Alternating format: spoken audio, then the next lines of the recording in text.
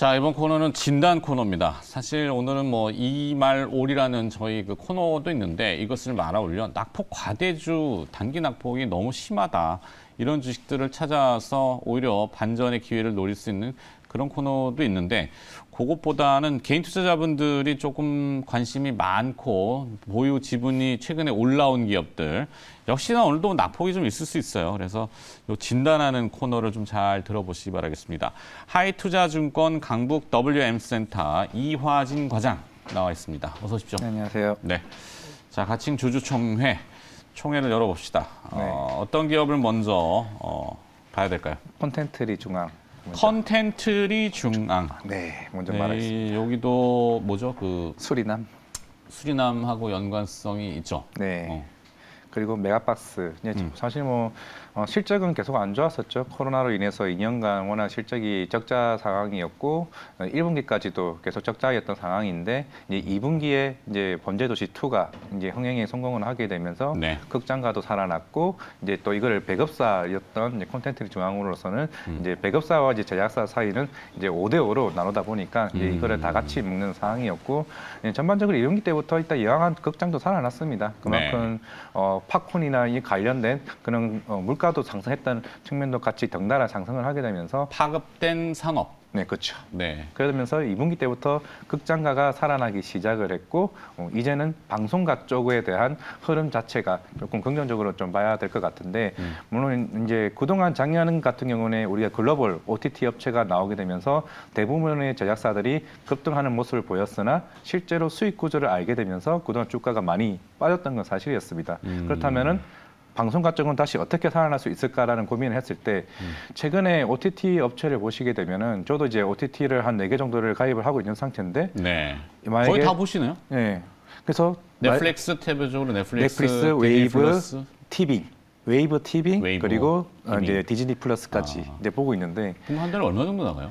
이게 또 재밌는 게 네. 이제 넷플릭스 같은 경우는 제가 KT를 사용함으로 인해서 그만큼 할인을 받습니다. 50% 할인입니다. TV 같은 경우도 네이버 플러스 회원이 가입되어 있으면 2,500원밖에 내지는 않아요. 그러니까 이제 여러 이미 대기업들도 이런 중복 할인을 같이 결합을 하게 되면서 오히려 싸게 이용할 수 있는 방법이 여러 가지 있는 상황이죠. 네.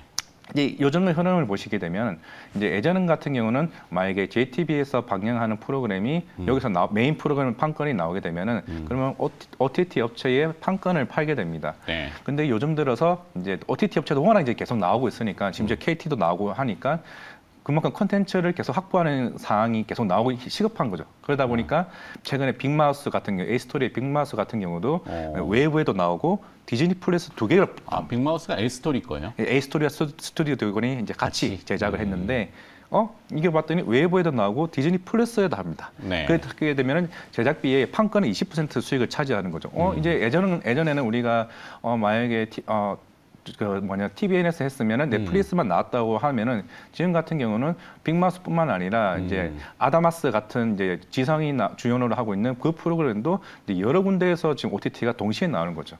그만큼 요즘에 메인으로 나오고 있는 드라마 콘텐츠 같은 경우가 이제 제작사들에게는 이것만 먹는 게 아니라 판권을 여러 가지 군데로 확보하는 상황이 더 커지고 있는 상황입니다. 네.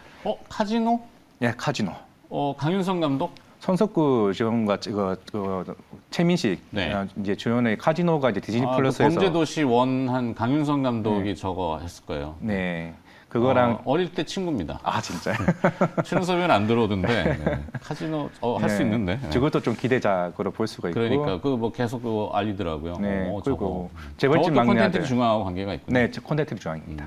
그리고 재벌집 막내 아들도 송중기 주연으로 좀 기대를 해보고 있고, 물론 이번 수리남이 이제 추석 연휴 때 굉장히 인기를 끌었고 제작비가 350억이긴 합니다만은 결국에는 이제 추구는 이거겠죠. 이제 넷플릭스가 이제 조금 흐름은 바뀔 것 같아요. 얘네들이 300억 주고 200억 줘도 충분히 이 정도 퀄리티를 만들어내네. 그러면 다음부터 너네가 500억, 800억도 한번 만들어봐라는 흐름으로 좀 전 뒤바뀔 거라 보고 있습니다. 충분히. 네. 그렇게 되면은 예산에 맞춰서 이 정도 작품을 충분히 우리나라 콘텐츠 시장에서는 그에 대한 마진을 크게 벌 수 있는 구조로 뒤바뀔 수 있다는 거죠.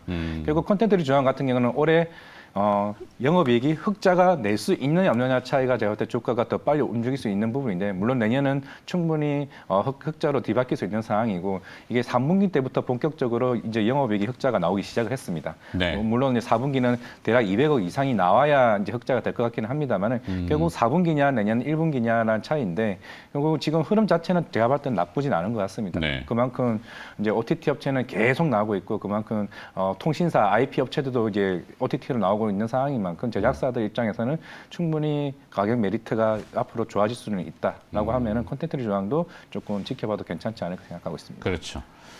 컨텐츠 중앙 이화준 과장이 지금 브리핑하는 순간 주주회생 프로젝트 플러스로 쓱 올라와서 다행입니다. 그 변화가 있는 거죠. 그러니까 우리가 인플레이션 얘기가 오늘 주된 화두지만 뭐 사실 영화관 내 4인 가족 기준으로 뭐 팝콘 드시고 뭐 하고 그러면 한 10만 원이 훌쩍 넘는다 그러잖아요. 맞아요. 그러면 상당히 부담스러운 금액일 수도 있지만 처음에는 소비를 망설이다가 그래도 극장은 가야지. 이렇게 해갖고 인플레이션이 어떻게 보면 고착화되는 과정. 그러니까 이게 다시 얘기하면 주식시장도 이렇게 조금 내렸다가 오를 수 있다. 그 얘기 해드리려고. 자산 가격이 회복할 수 있다는 얘기를 해드리는 겁니다. 자꾸. 자, 두 번째 기업은 뭘로 가볼까요? 솔로엠입니다. 솔루엠? 이거는 사실 작년에 파라다이스로 한다고? 파라다이스 먼저 할까요, 그럼요? 솔루엠 가도 됩니다. 예. 네, 솔루엠 갑시다. 사실 솔로엠 같은 경우는 작년에 탐방을 갔다 왔습니다. 네. 이게 용인에 있는 곳이긴 한데 조금 주가가 많이 안 좋아졌었죠. 그렇죠. 사실 시장에서도 솔로엠 ESL에 대해서도 얘기가 자주 많이 나왔던 건 맞습니다. 이게 전자 가격 표식이라고 해서 뭐 대형마트 같은 데 보면은 요즘 같은 경우는 물가가 계속 상승하고 계속 올라가죠. 계속 바뀌잖아요. 네. 이거를 하나의 서브에서 관리를 할 수 있다는 측면에서 굉장히 긍정적입니다. 전자 표시, 전자 가격 표식이. 전자 가격 표시. 그냥 ESL이 그냥 뭐 다 줄임말이긴 하지만 그냥 전자 가격 표식입니다. 그냥 이 시장이 뭐 대형마트 쪽에서 시작을 하고는 있습니다만 이제는 뭐 의류 시장도 갈 수도 있는 거고 실제로 지금 테슬라, 스페이스 이제 X 같은 거는 위성 쪽에서도 생산 관리, 재고 관리 쪽으로도 원활하게 하고 있죠. 그만큼 네. 요즘에는 그런 가격의 변화가 워낙 변동이 심하다 보니까 매일마다 이거를 가격 태그를 붙일 수 없는 상황이니까 이런 전자식으로 서버를 관리한다 치면은 충분히 성장성은 계속 좋아지고 있고 물론 지금 제가 탐방 갔을 시기에는 이 회사가 세계 3위 업체였습니다. 근데 네. 지금은 2위 업체까지 쭉 치고 올라갔죠. 지금 뭐 해봐야 스웨덴 업체랑 프랑스 업체가 세계 업체가 지금 세계 시장을 거의 독과점을 하고 있는 상황인데 물론 지금 시장 안 좋았던 거는 그만큼 유럽 쪽으로 매출이 많이 나가고 있는데 유럽 지금 아시겠지만 뭐 우크라이나 사태로 인해서 경기가 그렇게 좋지는 않습니다. 그렇죠. 뭐 유로화도 그렇고 달러 결제를 하고 있는데 그만큼 수익이 계속 안 좋아지고 있는 거죠. 네. 지금 뭐 매출의 비중을 차지하고 있는 뭐 3인 원보드나 이거 같은 경우도 이게 물론 중저가 TV에 많이 나오고 있는 거긴 하지만은 그만큼 TV 수요도 계속 안 좋아지다 보니까 3인 원보드 TV 지금 뭘까요? 파워, 영상보드, 튜너를 세 개로 하나 뭉친 그렇기 때문에 우리가 흔히 말하는 이제 올인원 막 그런 건데 네. 이게 그러니까 우리가 하는 좋은 고급 TV는 아니라 이제 중저가 TV에 들어가는 그만큼 절감할 수 있는 비용을 절감할 수 있는 그런 부분인데 결국에는 TV 시장이 좋아져야 파워 모듈이나 이런 부분도 파워 모듈도 뭐 북미 시장에 나오고는 있습니다만은 물론 사실 이 회사의 주된 매출은 이쪽이 지금까지는 이 회사가 맞지만은 본격적인 미래 성장 산업은 아까 앞에 말씀드린 전자 가격 표시기 이게 의료 시장 여기 성장 포인트로 제가 예전에 언뜻 들어서 네. 기억이 나는데 팻 산업에 네. 뭐 들어가려고 하지 않았었나? 프레시인가요? 그러니까 강아지랜다. 반려견과 반려묘든 그러니까 팻의 위치 추적? 위치 추적. 그게 신성장 산업으로 아직 하고 있으면 2차 전지와 뭐 헬스케어가 여러 개가 있지만은 네. 아직 매출에는 그게 영향이 미치는 상황이 아니라 그러니까. 앞으로 아까 말씀드린 세 개 분야가 그나마 지금 거의 90% 이상을 지금 매출을 차지하고 있거든요.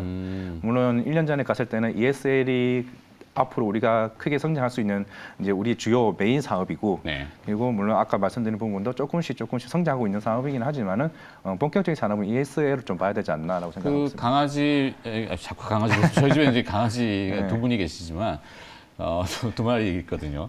근데 이제 그 목걸이나 여기에 뭐 에르메스 네. 고급 브랜드의 어떤 그걸로 칩을 갖다 달아놓으면 위치를 추적하니까 GPS 따라가지고 네. 저렇게 나오면은 저희 집도 이제 쓰겠다 싶어서 했는데 아직 상품화 단계로 가지 않았군요. 네. 계속 그거 한번 추적해봐시고 팻 산업이 워낙 지금 네. 큰 산업이니까 알겠습니다. 주가는 옆으로 그냥 들어누워 있고 네, 요거는 아직 살아나지 않고 있네요. 예. 자, 하나 기업 더 볼까요? 파라다이스. 파라다이스. 네. 뭐 사실 6월 달부터 일본 관련돼서 뭐 무비자 뭐 일단 한정 뭐 한시적으로 허용하고 최근에 그런 PCR 우리가 입국할 때 그런 절차마저도 계속 이제 한국도 면제고 일본도 면제이다 보니까 결국 일본이라 생각하면 가장 수익성이 제일 좋은 회사가 카지노 중에서는 파라다이스입니다. 네. 그만큼 뭐 GKL이나 이쪽은 중국 쪽의 비중이 좀 크고 일본 쪽은 VIP 죄송합니다. 네, 괜찮습니다. VIP 드랍백 자체가 8월 데이터에서도 굉장히 잘 나왔습니다. 방문객이 3,300명이 이제 일본인이 VIP 드랍백 그 매출에 나왔었고 방문을 했었고 중국은 330명. 그만큼 아직은 중국은 제로 코로나 정책으로 인해서 조금 시간이 걸릴 수는 있습니다만은 단기적으로는 일본으로 인해서 일본인 그 입국 완화 정책으로 인해서 이제 급작스럽게 성적이 굉장히 좋아지고 있다는 것. 매출도 아까 콘텐츠 조항도 비슷하게 올해 뭐 영업이 흑자 저는 할 수 있을 것 같기도 한데 조금 이것도 4분기는 지켜봐야 될 것 같기는 합니다. 하지만은 일본 입장에서도 지금 관광 비자 이런 부분이 이제 무제한으로 지금 나오고 있는 상황이기 때문에 네. 오히려 좀 긍정적으로 본다게 되면은 4분기 카지노 매출이 급격하게 좀 증가할 수 있을 것 같거든요. 롯데 같은 경우는 뭐 안정적으로 이제 코로나 이제 올 초부터 조금 좋아졌지만은 카지노 같은 경우는 전년 대비해서 거의 2배 이상으로 매출이 확 좋아지는 상황이거든요. 그럼 여기서 더 좋아질 수 있다는 측면에서는 파라다이스가 그나마 일본인 관련해서 이슈로 물론 HC도 있겠지만은 오늘은 뭐 여행 관련보다는 이게 카지노 관련주로 해서 파라다이스는 좀 지켜봐도 괜찮지 않을까 생각하고 있습니다. 네. 파라다이스. 어쨌거나 환율이 올라가면은 뭐 일각에서 얘기하는 바 경제학 용어로 제이커브 효과. 그래서 처음에는 쭉 뭔가가 이익이 내려가지만 나중에 쭉 올라가는 대표적인 산업이 이제 이런 관광 산업이죠. 외국인 인바운드 우리나라에 들어와서 조금 잘 이렇게 순환했으면 좋겠는데 파라다이스는 그래도 그냥 보합 정도. 네, 보합 정도. 자, 오늘 세 개 기업을 얘기했는데 이 중에 그래도 좀 더 집중도를 높여볼 만한 주주회사는 뭐가? 콘텐트리 중앙. 그렇겠네요. 네, 네. 아무래도 콘텐츠로 살아있는 걸로. 네. 네, 이렇게 정리하도록 하겠습니다. 자, 주주총회를 거쳐봤고요. 뭐 주가가 오늘 우여곡절이 있습니다만 그래도 또 내용을 가지고 있는 기업들에 대한 직접 탐방을 또 다녀오셔서 브리핑 해주신 하이투자증권 강북 WM센터의 이화진 과장이었습니다. 고맙습니다. 네, 과장님. 감사합니다.